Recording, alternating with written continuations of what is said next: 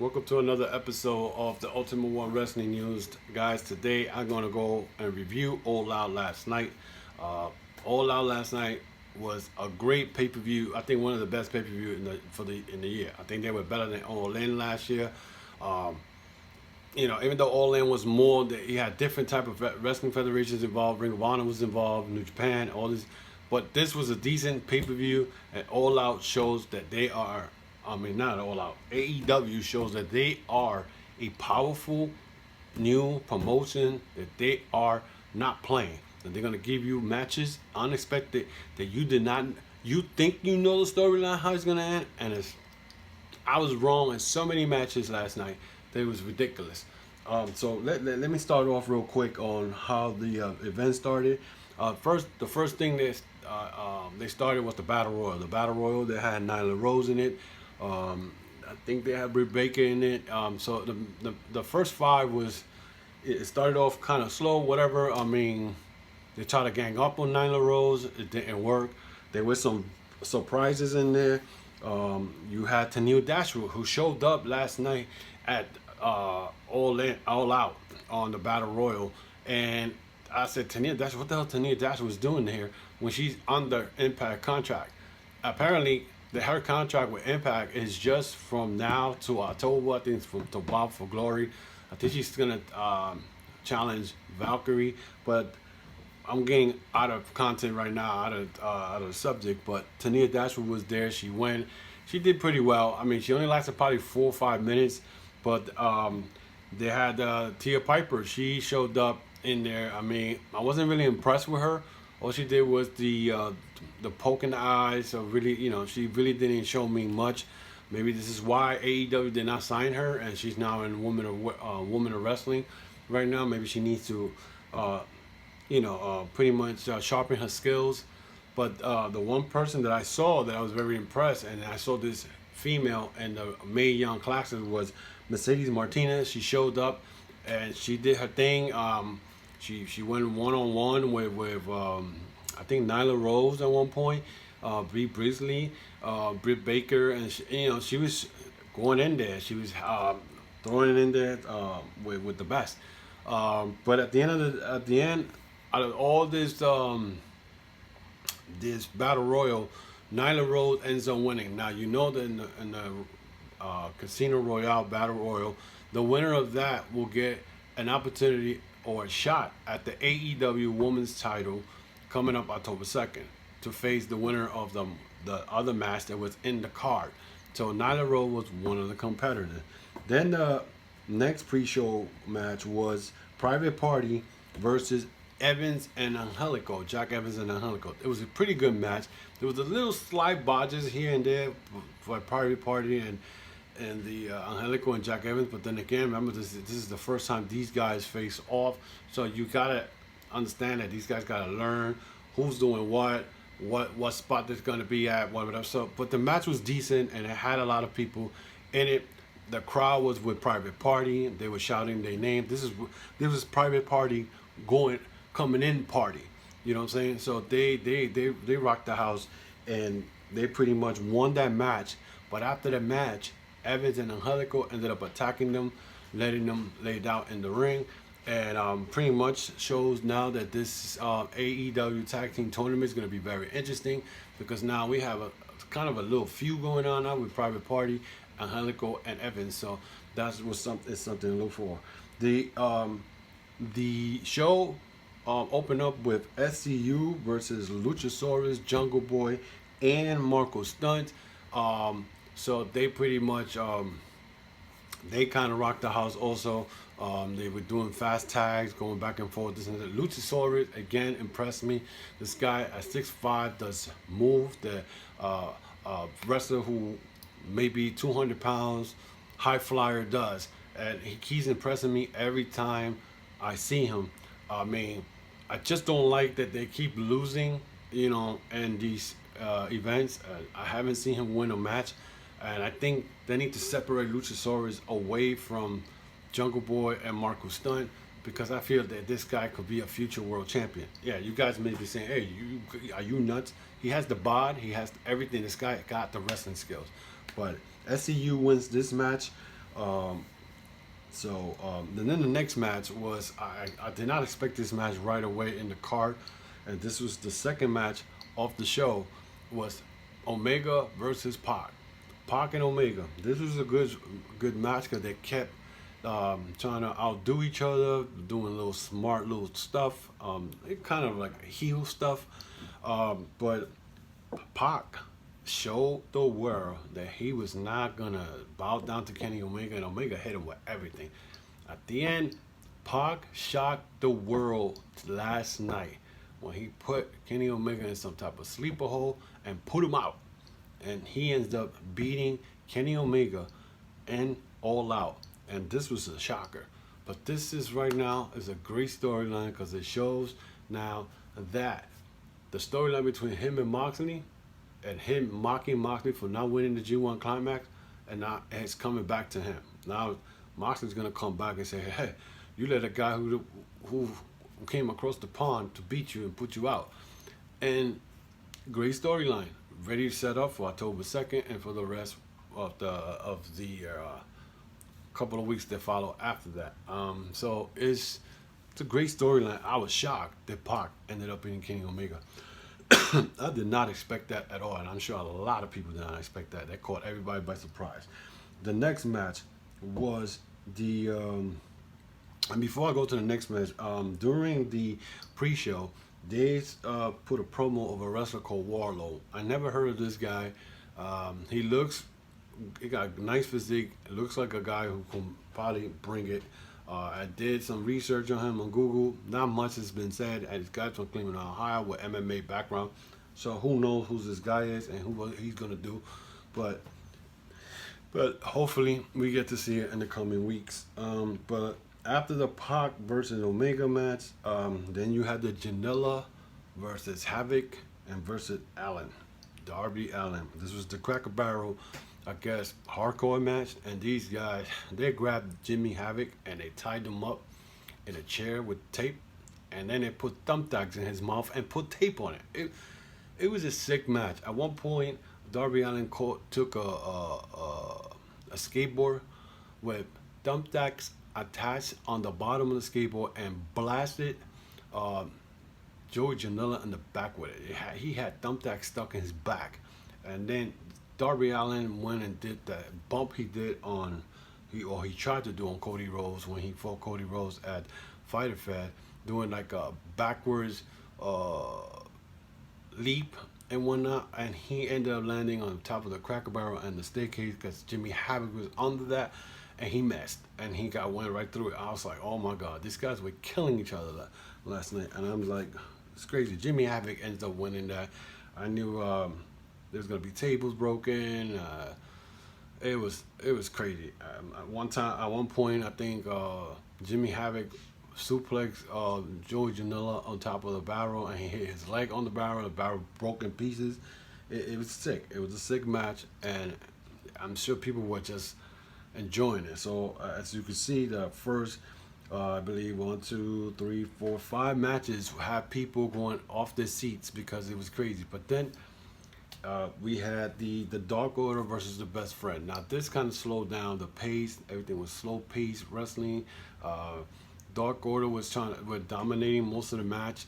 People were not really. It looked like people were really not into it. Dark Order has to do much better than that. Best Friend, of course, you know they are the veteran team here, but it was like kind of, I can't say boring, but it was kind of like slow. It slowed down the pace, everything. But then again, I understand you can't have match after match because you're gonna drain the fans out by the time the main event comes up. So that pretty much was the case. So, but Dark Order ends up winning this match. This match was for the winner gets a first round bye at the AEW Tag Team Tournament. So Dark Order beats the Best Friend. After that, after Dark Order came out of the ring and they were by the ramp celebrating, the lights went out, and all of a sudden Orange Cassidy is in the ring when the lights come back, and he just cool, calm, collected with his hands in his pocket.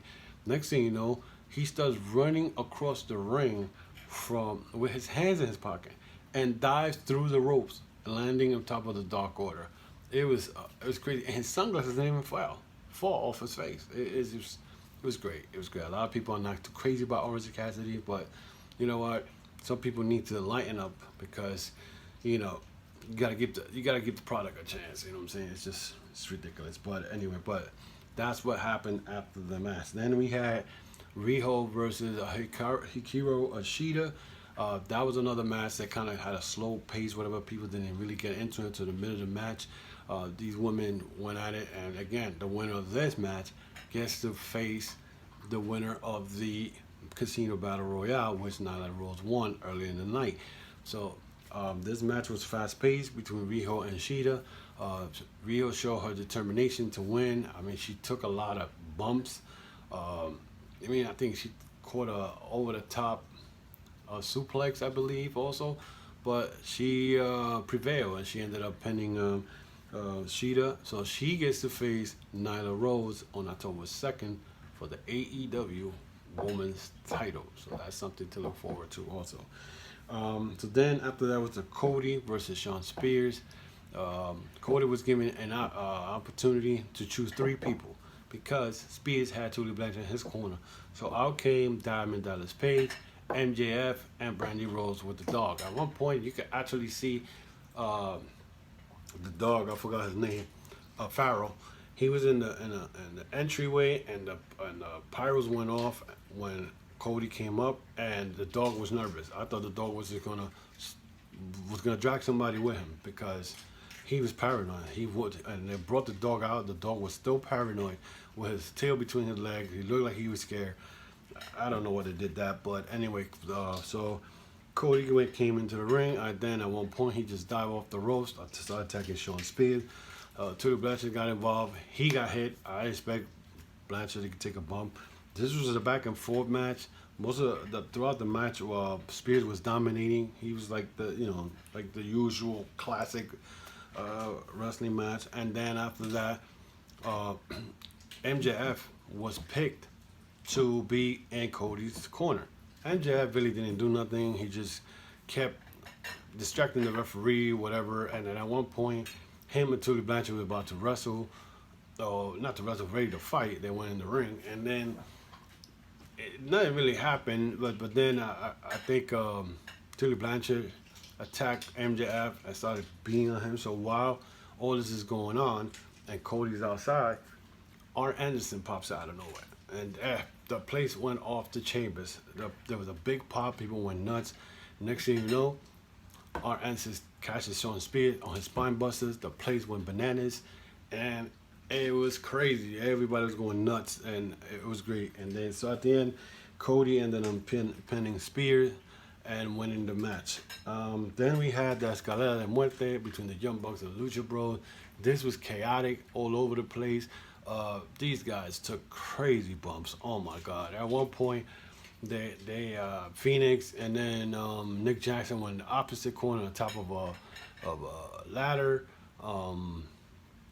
and did a frog splash from the top of the ladder onto their opponents. At one point, also,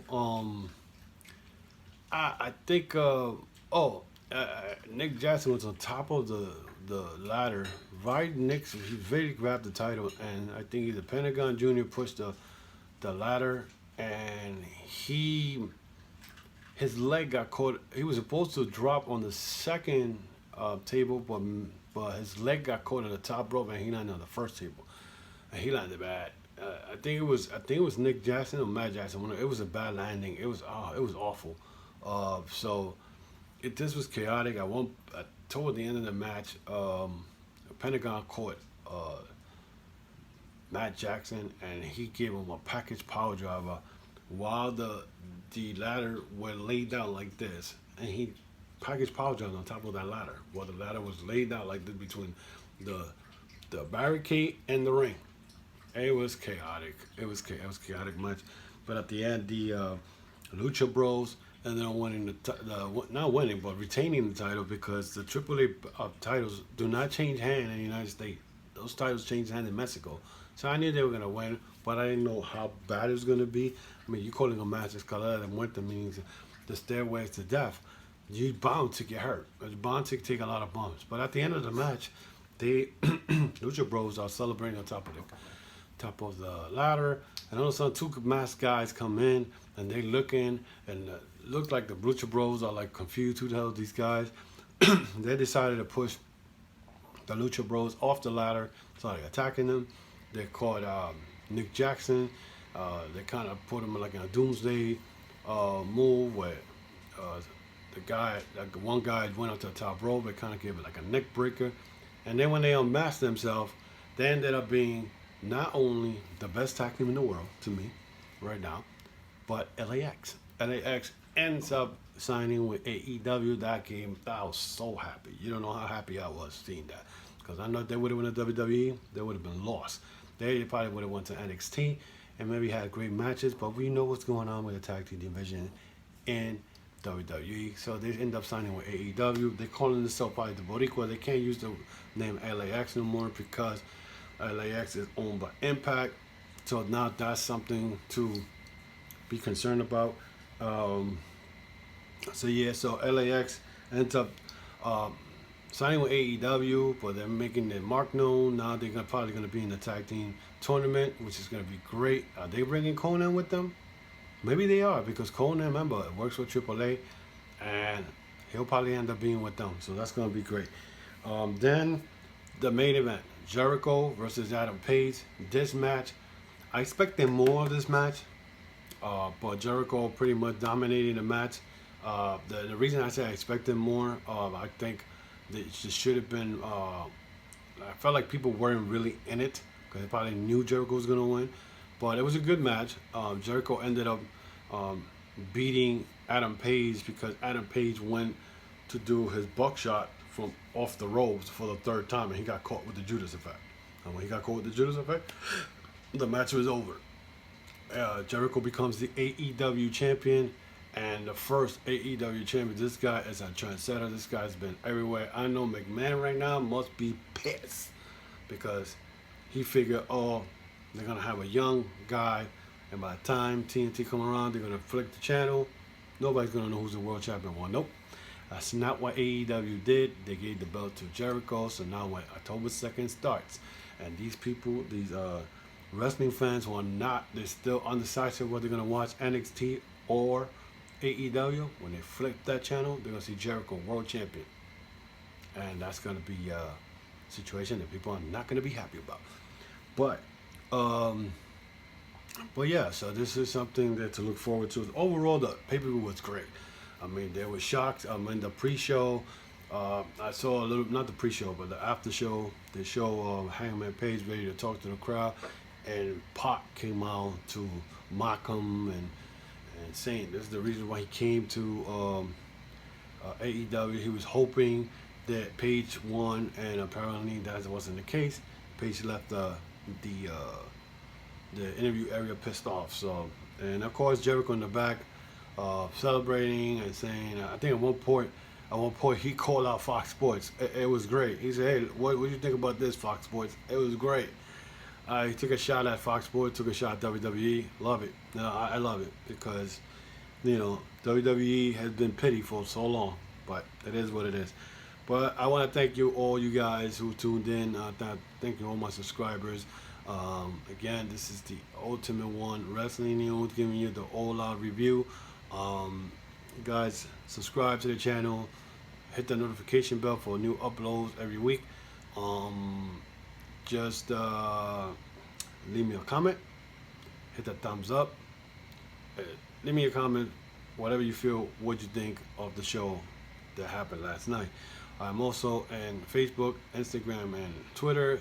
Hit the little click at the top of the page, and you'll find all my information, everything you got. I also have the Chokeslam Wrestling Report on Apple Podcasts. Every week I dropped a show there, so whenever you guys get a chance, you can check it out. Again, the Chokeslam Wrestling Report.